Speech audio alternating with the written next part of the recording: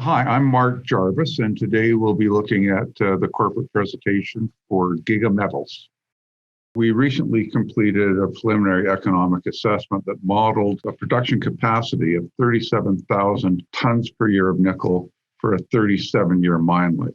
The project is built in stages. The first half size runs for 5 years in our model, and then it beefs up. So we ended up averaging 33,000 tons per year of nickel over a 37-year mine life. And we're at the point that we're looking for strategic partners to invest at the project level to advance the project.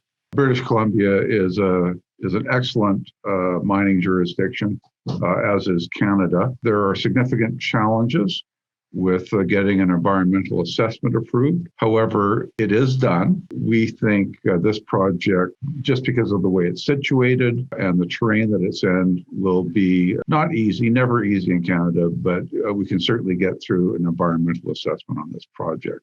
And the thing about having a robust environmental regime is that as a buyer of the products, in this case, nickel and cobalt, you can be satisfied that your materials have been ethically sourced. So it's a very large resource. We make a high-grade concentrate. One of the strengths of the project is the simplicity of the flow sheet. You blast and dig the rock out, crush it, grind it, put it through a froth flotation circuit. And this is all old tech. It's reliable, and it's simple, compared to HPAL, which is incredibly complex, and even compared to other large, low-grade sulfide nickel deposits of a similar scale. Our flow sheet is simpler. We don't require desliming circuits, for example, and we don't require magnetic separation circuits. Another strength of our project is that this will be a low-carbon nickel mine. And in fact, we've got empirical data to back our belief that we could get to carbon neutral in terms of producing concentrate at the mine gate. It's a very nice product. This is concentrate that's very suitable. In fact, it would be a premium product for a smelter to buy, which is what we modeled in our PEA. But there's also flexibility with concentrate of this grade and this clean concentrate that you could put in a pressure oxidation circuit and produce other intermediate products, such as, for example, mixed hydroxide precipitate. Historically, we've done 17 different tests on Turnagain concentrate. And in fact, they were lower grade Turnagain concentrates than we can produce now. And we've proven the amenability of our concentrate to a pressure oxidation circuit and ultimately the production of mixed hydroxide precipitate, MHP. And we make a particularly high quality MHP out of our product, the excellent grades of nickel and cobalt, very low manganese. Manganese is a deleterious element in MHP. So if we're studying whether to include that circuit at the tail end of our concentrator for our next round of engineering studies. And so far, things are looking quite positive for that. Our tailings, as we've designed them, are built, world-class tailings management facility. And the site is right. I mean, it's relatively low precipitation. We've got low seismic risk. And the CO2 sequestration that we're modeling in our tailings, which is something I'll talk about more shortly, the silicate sands, the fines that we would spread out as part of our tailings, as they sequester CO2, they go through a process of cementation. So an already safely constructed tailings management facility becomes even safer. We've analyzed nickel prices over the last 40 years, slated to $2020. It's quite interesting when you look at it. I was surprised to see that the average price of nickel over the last 40 years is $11 a pound. And we have been trading for a number of years now, since 2011, at below the average price. And we are currently trading at below the average price. What's changed? Well, the rise of electric vehicles has changed. And some of the market studies that we've looked at estimate that nickel, which is currently about 2.5 million tons per year total market, only half of the production is suitable for batteries. Well, there's estimates that if the electric vehicle revolution continues to take off, that will require an additional 1.5 to 2.5 million tons per year for batteries alone of nickel. This is the equivalent of 40 to 70 new large mines coming on stream by 2040. And when I say large, of a scale, similar to Turnagain, 35,000 tons a year of nickel or so.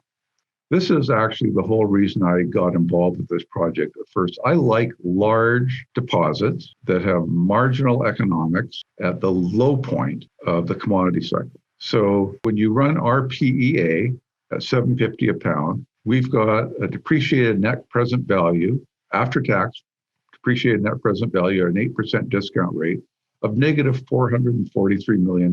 We're sitting with a market capitalization of about 30 million Canadian. But as you start moving the price up, the balloon effect on the depreciated net present value is quite astonishing with a deposit this large. If you assume, $10 a pound nickel, which is still below the average price, our depreciated net present value is almost $500 million US. And if it moves to $12, slightly over the long-term average price, our after-tax depreciated net present value is over $1 billion US. So this is leverage. So our economics, as discussed, are marginal at current nickel prices. However, they're superior to high-pressure, high-temperature acid leach project. We've compared our model to 4 different greenfields HPAL projects. And so for one thing, to get to a similar scale, because our project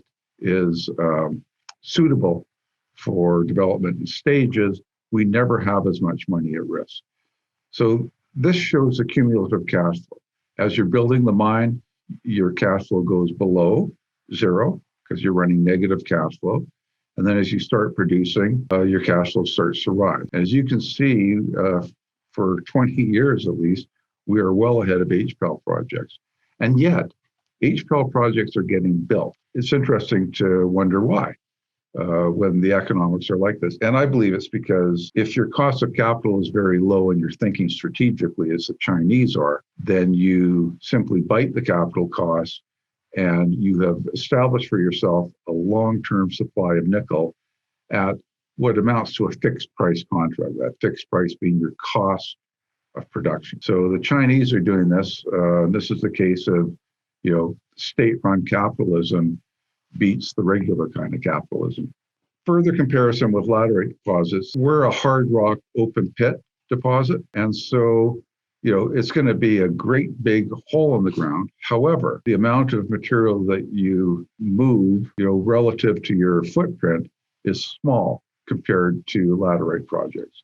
And laterite projects are basically strip mines as compared to open pit mines. They're relatively thin and they go on and on for kilometer after kilometer. In the tropics, at least, what you're doing is you're tearing down tropical rainforests to get at the dirt underneath, the nickel-rich dirt. So there's a lot of erosion potential, a lot of river contamination, ocean contamination, a lot of biodiversity impact. And also a lot of the projects, simply dump their tailings into the ocean. So in terms of environmental impact, a project like ours is much more friendly than these laterite deposits. And in terms of carbon intensity, sulfide deposits are just inherently less carbon intensive than laterite deposits, either by HPAL.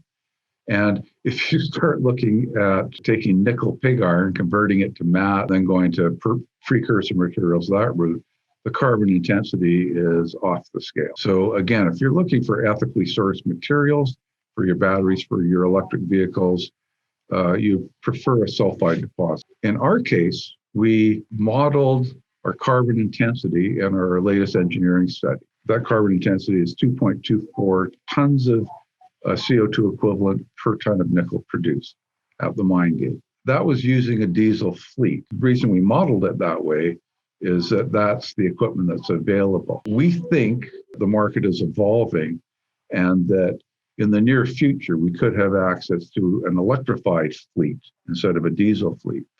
If that's true, that would take our carbon emissions down to 0.69 tons of CO2 per ton of nickel produced. And then we've got some test work that quantifies the CO2 sequestration of our tailings.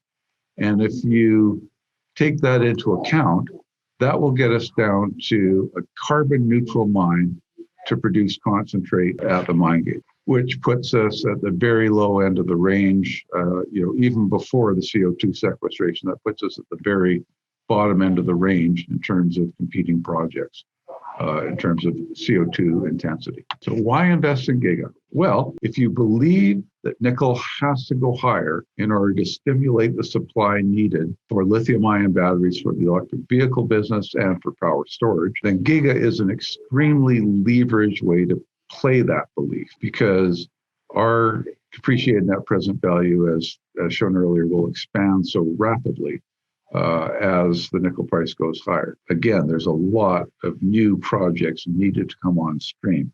Those will have to be incentivized by higher nickel prices. We've got a product with ultimate flexibility in downstream processing. We can sell directly to a smelter. In fact, it's a premium product for smelters, but we can also look at creating mixed hydroxide precipitate, which is emerging as the new standard intermediate material for battery makers. We've got a strong board with good connections with capital markets. And two people in particular I'd like to point out: Martin Vidra, who is a director and our president, and Bob Morris, who is the director of the company. Martin had a 31-year career at Sherritt, where he sold nickel and cobalt to end users. So all of the end users, all of the strategics know Martin very well, and he knows them.